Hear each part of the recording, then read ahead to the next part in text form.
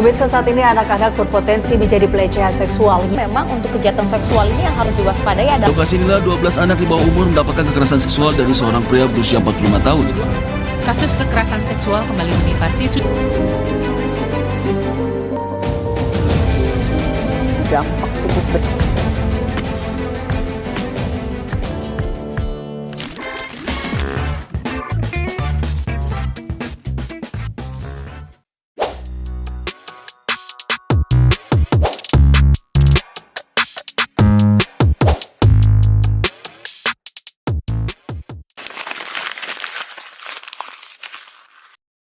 Perkenalkan, saya Clara Rimatun.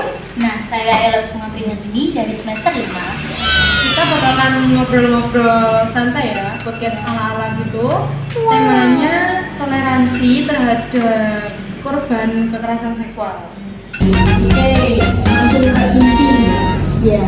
Menurut Mbak nih, menurut Ada sendiri nih, kekerasan seksual itu kayak apa? Menurutku, kekerasan seksual itu yaitu dimana seseorang si pelaku itu melakukan kekerasan pada korban. Itu kekerasan dengan cara memaksa atau menganiaya.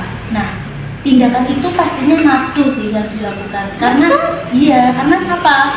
Karena dia itu merasa kayak seperti penasaran gitu loh.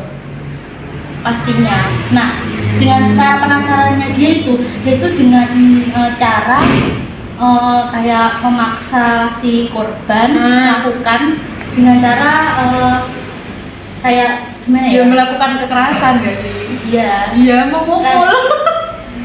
Iya, memukul, menjewer,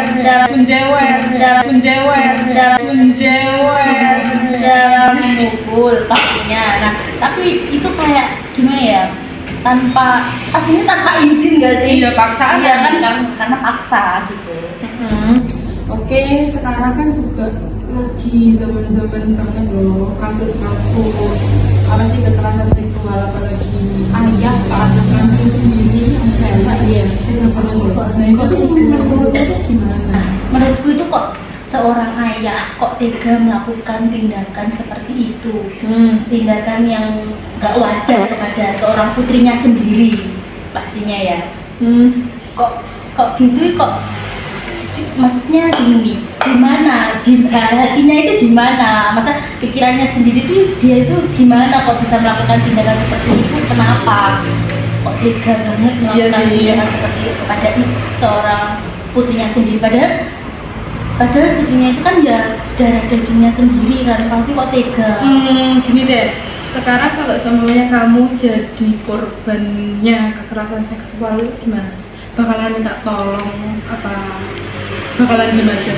Ya pastinya kalau aku sebagai korbannya ketika tindakan kekerasan seksual, ya pastinya kita itu menolak lah. Masa iya kita harus seperti kayak melayani, kan ya nggak mungkin kan, ya lucu. Apalagi ya gimana, masa itu harus jalan aja ya kan, harus kayak kita harus sebagai wanita itu harus melawan lah. Karena apa? Laki-laki harus makin diburu. Ya kalau laki-laki itu kalau diburu semakin diburu kan pastinya dia merasa diremehkan kita sebagai wanita. Ih apa sih dia kok diam aja gitu. Tanggapan dari Mbak Elo ini sangat-sangat excited sekali ya. Kayak apa ya? Excited ke pembahasan kasus ini ya. Oke, selanjutnya ya, kita bakalan tanya kenapa sih kita tuh harus memberi dukungan ke apa sih korban kekerasan seksual? Nah, Ya perlu sih menurutku. Karena apa? Untuk menumbuhkan rasa percaya diri kepada dia. Karena dia itu pastinya memiliki mental yang sangat drop gitu loh. Karena apa? Ya dia itu pasti terbayang-bayang oleh tindakan yang dilakukan oleh si. Oke, selanjutnya kita bakalan tanya kenapa sih kita harus mendukung terhadap korban-korban yang terkena kekerasan seksual itu kenapa? Ya menurut saya perlu sih. Karena apa? Kita sebagai tenaga kesehatan itu bisa menumbuhkan rasa percaya diri lagi, bangkitnya Bisa, lagi ya? pada seorang korban pastinya perlu. Karena apa?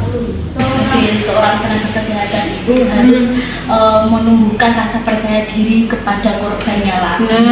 Karena si korban itu pasti merasa seperti trauma. Nah, trauma itu karena apa? Karena tindakan seorang pelaku yang melakukan tindakan secara paksa gitu.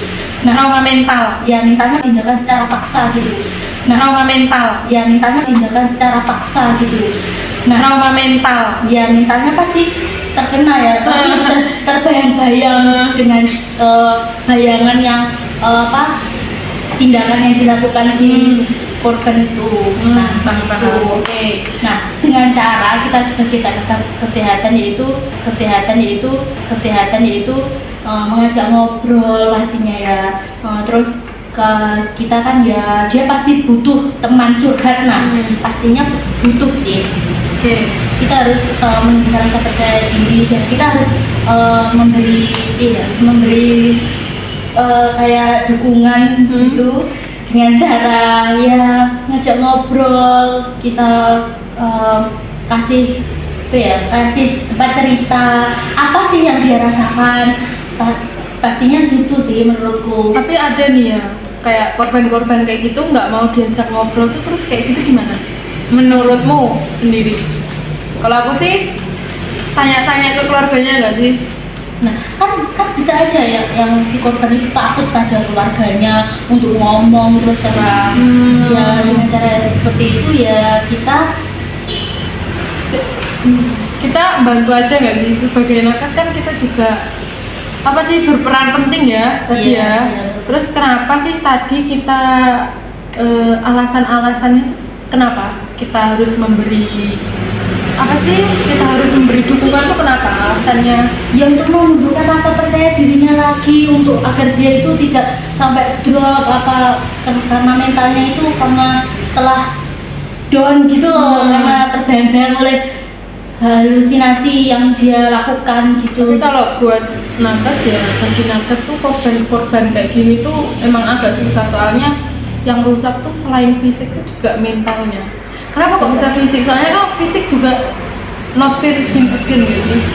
Iya sih, dia kayak ngerasa gimana ya? Minder boy. Iya, dia terus kayak ngerasa harapan harga dirinya itu kayak aku udah gini, siapa sih yang mau sama aku? Pastinya dia berpikiran seperti itu. Pasti buat kalangan remaja nggak sih? Pasti diomongin sama teman-temannya. Iya. Terus minder. Iya. Makanya itu tambah sakit mental nggak sih? Makanya juga berat banget buat nakes ya sih. Iya. Oke, sampai sini aja. Makasih ya ngomong-ngomongnya. BTW ini lancar banget loh. So excited juga ya mbaknya ya. Oke, terima kasih. Thanks your attention. Bye bye. Terima kasih.